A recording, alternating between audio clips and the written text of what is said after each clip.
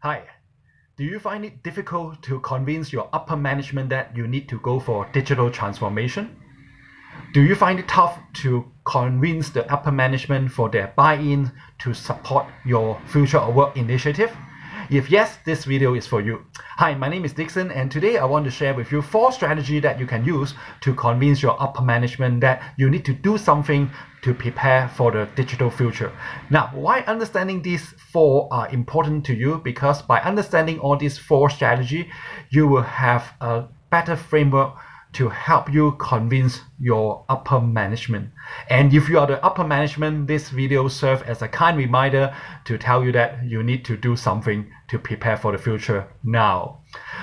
Before I proceed further, let me suggest that you click the subscribe or the follow button so that you can receive continuous content from me. So what are the 4 strategies that you can use to convince your upper management? First thing that you can do is to share with your upper management a piece of statistic. According to Innosight, a global consulting firm, they have done some research on the average corporate lifespan of the S&P 500 companies. What they have found out is something shocking. The average corporate lifespan of the S&P 500 leading company was 24 years in the year 2016. That means in year 2016, the average corporate lifespan of the S&P 500 leading companies were 24 years. And this average corporate lifespan is expected to be shortened to only 12 years by year 2027. That means it was a big cut from 24 years in 2016 to 12 years in 2027. So what does that mean? That means your company is going to go through a lot of disturbance, and it is something for sure that your corporate need to evolve, because there's no such thing called business as usual, as the corporate lifespan is shrinking. So that's the reason number 1. The second strategy that you can use to convince your upper management is to show them some of the great company that happens in the past. So you look at those companies who were very great in the past, like Kodak, Nokia, and BlackBerry. Where are all these companies now? So you can show to the management all this leading company in the past, but not anymore. So that serves a reminder to them.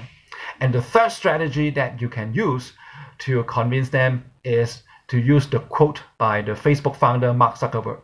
He said, the biggest risk is not taking any risk. So the biggest risk is not taking any risk. So true, because if you decided to stay still, to stay put, that is the biggest risk, because the world is changing, the macro environments are changing. So you need to convince the management to take some risk, to evolve and to change, because the biggest risk is actually not taking any risk.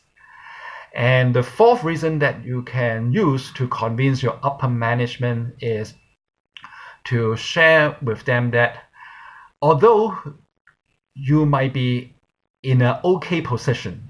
So what does that mean? I talked to some of the industry leaders in various companies, and it seems that for certain industry, like those industry in the traditional sense, like manufacturing, energy, they are quite comfortable and they are quite complacent with what they are having right now.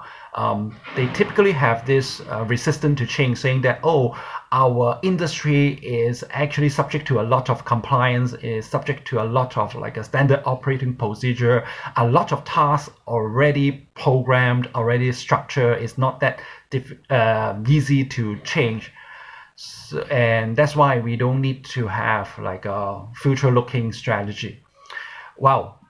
Every moment I hear about this, I worry for them, because if you think your industry is safe, if you think your industry is just operating per normal according to some standard operating procedure, actually the risk is much higher, because your job nature is programmable, your tasks are programmable. That means the chance of being automated by robots and technology is actually higher, not lower. So So what does that mean? That means even though you are in a traditional industry and you feel that your industry are quite safe to all these external changes, actually it's not. You actually stand a higher risk of being replaced by technology and automation, right? So that's another reason you can use to convince your upper management.